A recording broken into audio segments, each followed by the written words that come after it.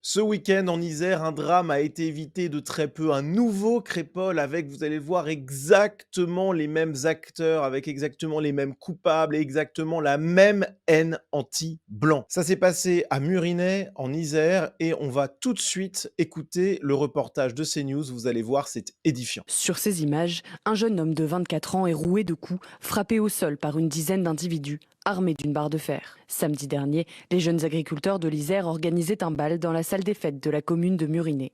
Vers 22h30, plusieurs jeunes venus des quartiers sensibles de la ville voisine arrivent sur les lieux. Des gens de Romain et de Romain et de Saint-Martin, comme d'habitude, c'est les mêmes. C'est les mêmes qui ont fait le trafic à Crépol. Ils avaient des couteaux, des barres de fer. On ne vient pas au bal avec des couteaux et des barres de fer. C'était un coup monté, le son. C'est sûr que c'était un coup monté. Sur place, nous avons rencontré la victime, le visage complètement tuméfié. 13 jours d'ITT lui ont été prescrits. Entouré de ses amis, il refuse de témoigner, même anonymement, par crainte des représailles. Tous font le lien avec le drame de Crépol, où le jeune Thomas, âgé de 15 ans, avait été tué dans des conditions similaires le 9 novembre dernier, à 30 km de là.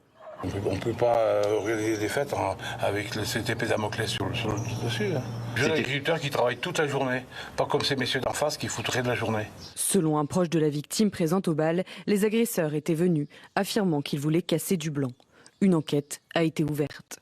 Vous venez de l'entendre, c'est très clair. Les racailles qui ont attaqué cette soirée et qui ont failli tuer un jeune Français autochtone, eh bien, voulaient casser du blanc. Alors, évidemment, tout dans cette affaire nous fait penser au drame de Crépol qui avait coûté la vie à Thomas, 16 ans, mais qui avait aussi ravagé tout un village parce qu'il y a eu de nombreux blessés graves. Donc, c'était vraiment quelque chose mais d'abominable qui s'était déroulé à Crépol. J'avais fait plusieurs vidéos sur la question, dont celle-ci, et on avait vraiment atteint un point d'une gravité extrême. Mais on a failli avoir la même chose ce week-end. Déjà, ce qui est assez incroyable, c'est que les deux villages sont effectivement très près l'un de l'autre, hein. Regardez ça. On est effectivement à 30 km, donc c'est vraiment une proximité géographique qui interpelle. Et puis, on a exactement le même scénario. On a des jeunes venus d'une cité sensible. Donc on est sur des racailles d'origine extra-européenne qui affrontent des agriculteurs, des Français autochtones qui veulent casser du blanc, qui voulaient tuer du blanc à Crépol. C'était les termes qui étaient employés à l'époque. Ça ne change pas. En réalité, derrière, il y a toujours la même haine. Et puis un élément qui rappelle également Crépol, c'est que dans un premier temps, les fameuses racailles, elles perdent la bagarre. Ça nous rappelle d'ailleurs Matisse de la même manière, puisque Matisse, qui a été tué par un Afghan, dans la première partie de l'altercation, il remporte le combat physique avec son adversaire. Eh bien là, c'est exactement la même chose. Les racailles se font d'abord corriger par les agriculteurs, et puis finalement, ils reviennent avec des renforts, et ils reviennent armés. Bon, et là, du coup, finalement, vu qu'ils sont plus nombreux et qu'ils sont armés de barres de fer, de couteaux, etc., du coup, qu'est-ce qui se passe? Ils gagnent. Et comme ils sont revenus pour casser du blanc avec toute la haine qui les anime, eh bien, il y a un jeune qui a failli y rester. C'est dramatique. Et ça montre bien la saloperie de ces gens-là. Ils ne supportent pas la défaite, ils ne supportent pas d'avoir perdu contre des blancs. Et vu qu'ils sont sans limite, ils reviennent pour tuer. Voilà, ce sont des animaux. Nous n'avons rien à voir avec eux. C'est une autre civilisation, c'est un autre monde, c'est une autre planète. Ils n'ont rien à faire chez nous, ces gens-là. Et ce qui s'est passé à Murinet, ça vient conforter ce que je disais dans cette vidéo. Un Crépol n'est pas un cas isolé. Des attaques comme celle que Thomas et ses amis ont subies à Crépol, il y en a partout en France. Il y en a malheureusement tous les week-ends. Et on n'en entend jamais parler ou presque, parce que ce sont des faits divers, comme on dit, hein, quand on est un journaliste de gauche. Ces journalistes-là, ils en parlent quasiment pas. Heureusement, il y a le travail de F de Souche, de CNews, qui arrive à mettre en lumière certains de ces drames ou certains de ces potentiels drames. Mais en fait, on est face à une guerre civile ethnoculturelle sur notre sol, avec des gens qui nous détestent, qui veulent notre mort, qui sont d'une sauvagerie sans nom. Et le pire là-dedans, c'est que ces racailles, elles sont aidées par les gens qui sont soumis à l'idéologie de gauche. Souvenez-vous, après l'affaire de Crépol, le truc qui avait été incroyable, qui m'avait rendu fou, j'en avais fait une vidéo. Les amis des racailles qui avaient tué Thomas, des jeunes du quartier de la Monnaie de Romans-sur-Isère, avaient été reçus à l'Assemblée nationale par une députée écolo. Enfin, je veux dire, c'est de la folie furieuse. Donc les gauchistes sont responsables de tout, hein, à la fois du laxisme judiciaire, d'arroser financièrement ces quartiers avec notre argent à nous, hein, pour sponsoriser ces racailles, enfin c'est de la folie totale. Les gauchistes sont responsables aussi de l'immigration, parce que ces gens-là, ils sont arrivés pour tuer du blanc en France, mais ils sont arrivés d'ailleurs, hein. Ce ne sont pas des Français autochtones qui disent vouloir casser du blanc, à moins d'être complètement ethnomasochistes, mais même les gauchistes les plus ethnomasochistes ils vont pas aussi loin. Bref, donc on est face à une guerre civile ethnoculturelle, je me répète, mais parce que c'est important que ça s'imprime dans l'esprit des gens. On est dans une lutte à mort. Pour l'instant, vu que démographiquement, il y a encore un équilibre, bon, ça reste à feu couvert, on va dire. Enfin, quoique, hein, quand on a Thomas, quand on a Matisse, quand on a ce jeune de Murinet, quand on a plein d'autres cas chaque année, on se rend bien compte que c'est quand même déjà en train de s'embraser.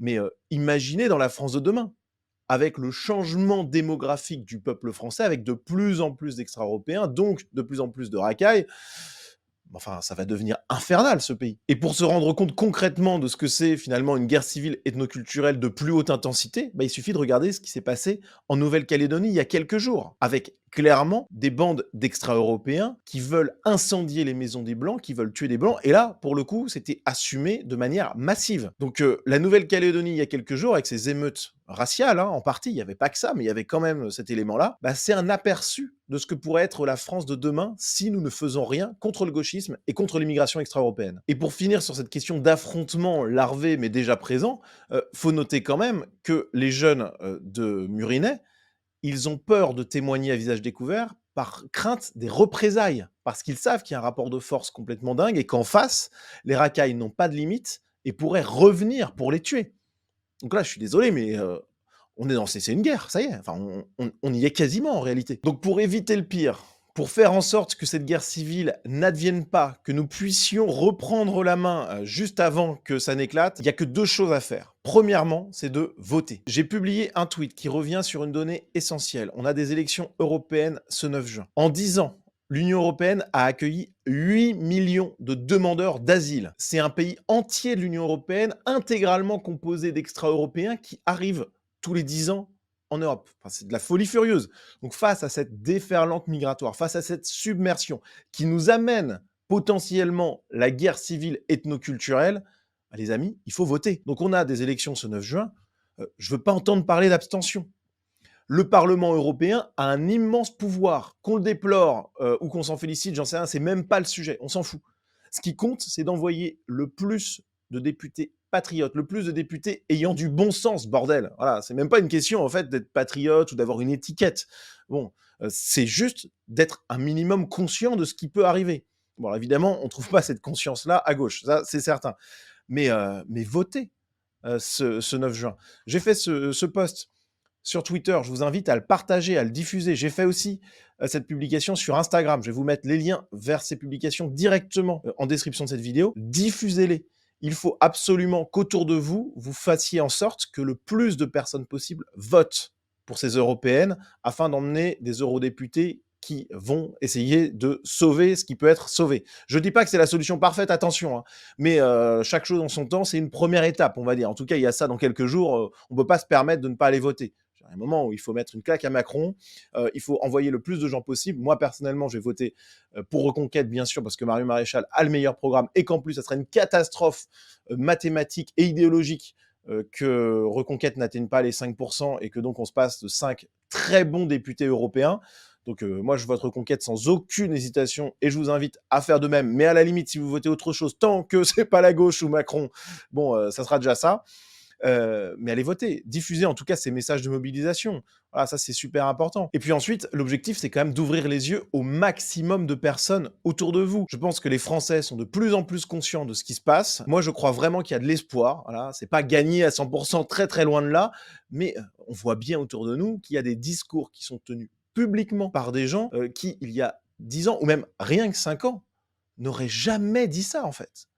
Donc c'est quand même un mouvement de fond en faveur du bon sens et de la défense de la France et de la civilisation européenne face au ravage du gauchisme, face au ravage de l'immigration extra-européenne. Tout ça, c'est quand même quelque chose qui est en marche. Donc, gardons quand même espoir, malgré les drames qu'on est en train de vivre, il y a des possibilités qui s'ouvrent devant nous. Si on voit que les gauchistes sont actuellement en train de devenir totalement fous sur tous les sujets, ils sont en train de se radicaliser, ce qui est très bien parce qu'ils sont donc en train de se marginaliser. Et donc nous apparaissons de plus en plus comme ce que nous sommes, c'est-à-dire le camp du bon sens, le camp de la normalité. Bon, mais s'ils sont en train de devenir fous, c'est parce qu'ils sentent bien que la situation, elle est en train de leur échapper. Donc moi, je suis certain, c'est ce que je disais dans ce tweet, donc je vais vous le redire, hein, le réveil prendra du temps, mais je suis certain qu'il adviendra. À nous de tout faire pour provoquer ce réveil, l'amplifier, le structurer.